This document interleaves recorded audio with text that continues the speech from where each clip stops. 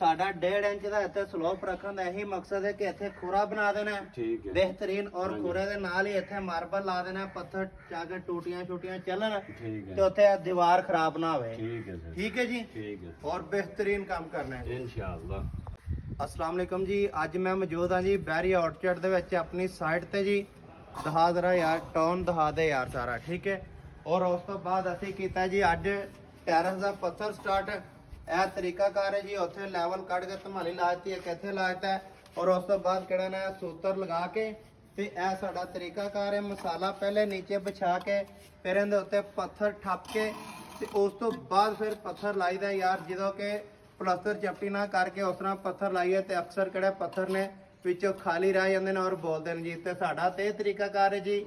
ਔਰ ਸ਼ਾਇਦ ਕਿ ਹੋਰ ਬੰਦੇ ਕਿਹੜੇ ਦੂਸਰੇ ਸਾਡੇ ਭਰਾ ਨੇ ਉਹ ਹੋਰ ਤਰੀਕੇ ਨਾਲ ਵੀ ਲਗਾਉਂਦੇ ਨੇ, ਲੇਕਿਨ ਸਾਡਾ ਮਕਸਦ ਹੈ ਕਿ ਅਸੀਂ ਇਸੇ ਤਰ੍ਹਾਂ ਕੰਮ ਕਰਦੇ ਹਾਂ। ਸਾਡੇ ਕੋਲ ਇਹ ਤਰੀਕਾਕਾਰ ਹੈ ਜੀ।